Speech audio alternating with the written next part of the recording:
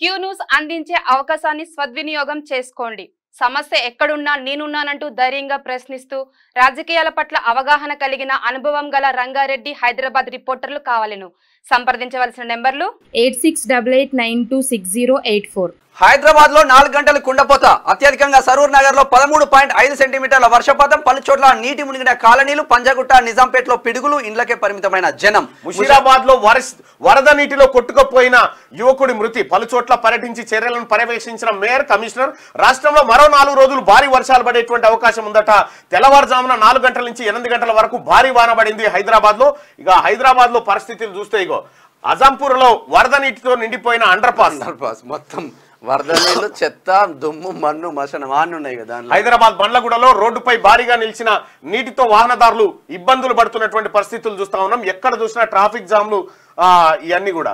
ఇక హైదరాబాద్ లో మంగళవారం తెల్లవారుజామున 4 గంటల పాటు కుండపోత వాన కురిసింది. తెల్లవారుజామున 4 గంటల నుంచి ఉదయం 8 గంటల వరకు భారీ వర్షం పడింది. దీంతో జనజీవనం అస్తవ్యస్తంగా మారింది. ముషీరాబాద్ లో వరద నీటిలో కొట్టుకుపోయిన ఓ వ్యక్తి మరణించాడు.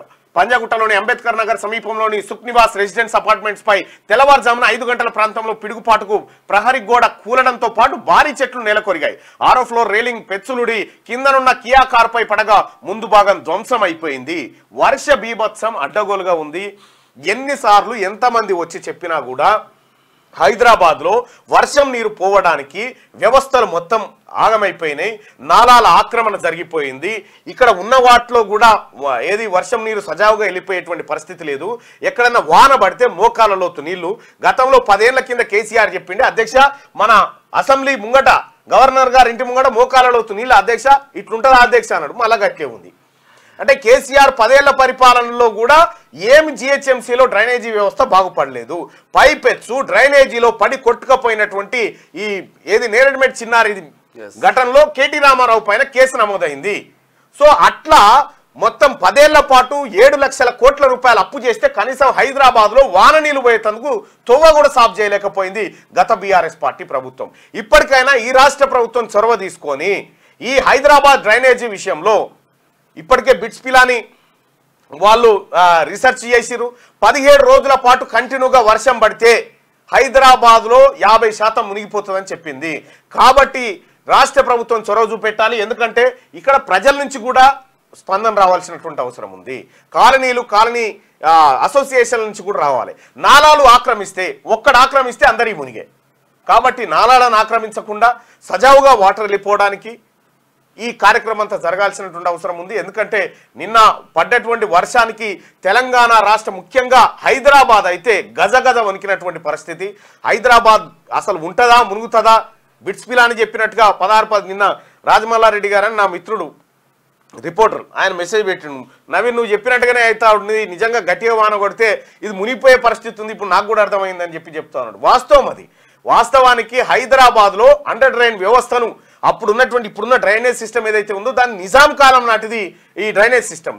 దాన్ని మళ్ళా బాగు చేసిన వాడు లేడు, దాన్ని పట్టించుకున్నటువంటి వాడు లేడు. సో ఏం చేసినా కూడా హైదరాబాద్ విస్తరిస్తున్నటువంటి సందర్భంలో హైదరాబాద్ లో డ్రైనేజీ సిస్టమ్ సరిగా ఉండాలి. లేకపోతే ప్రతిసారి ఇదే తిప్పలవుతుంది. హైదరాబాద్ లో ఈతలు ఎట్లా చనిపోతారండి? వర్షం నీళ్ళల్లో కొట్టుకపోయి ఒక మనిషి చనిపోవడం అంటే ఎవరిది బాధ్యత? ఇప్పుడున్న రాష్ట్ర ప్రభుత్వాన్ని కూడా బాధ్యతే, గతంలో ఉన్న ప్రభుత్వాన్ని కూడా బాధ్యత కాదంటలేము. కానీ ఈ వ్యవస్థ నాశనం కావడానికి ప్రభుత్వాలు ఎంత నిర్లక్ష్యం వహించినాయో ప్రజలు కూడా అంతే నిర్లక్ష్యం వహించారు. కాబట్టి ఈ పరిస్థితి దాపురించింది. నాలాల కబ్జాలు, నాలాలకు పోయే చెరువులు మొత్తం కబ్జాలు. చెరువులను మింగేసారు కదా. ఏడుంటాయి పోయి నీళ్ళు. అవి బండారి లేఅవుట్ అయితే నిన్న పడ్డ వర్షానికి మొత్తం అవుట్. నిజాంపేటలో ప్రతి సంవత్సరం అంతే. అది వర్షాలపై అలర్ట్ గా ఉండండి. విద్యా సంస్థలకు సెలవు ప్రకటించే నిర్ణయం కలెక్టర్లదే. మంత్రి పొంగులేటి కలెక్టర్లతో వీడియో కాన్ఫరెన్స్ లో రెవెన్యూ శాఖ మంత్రి వెల్లడి. సో హైదరాబాద్ లో కురుస్తున్నటువంటి వర్షాలకు ఇటు విద్యార్థులు కూడా తీవ్రమైనటువంటి ఆందోళనలో ఉన్నారు. ఎందుకంటే పోవాలన్నా పిల్లలకు ముందే ఎట్లుంటాయో రోడ్లు తెలియదు. క్యూ న్యూస్ అందించే అవకాశాన్ని సద్వినియోగం చేసుకోండి. సమస్య ఎక్కడున్నా నేనున్నానంటూ ధైర్యంగా ప్రశ్నిస్తూ రాజకీయాల పట్ల అవగాహన కలిగిన అనుభవం గల రంగారెడ్డి హైదరాబాద్ రిపోర్టర్లు కావాలను సంప్రదించవలసిన నెంబర్లు 8688960884.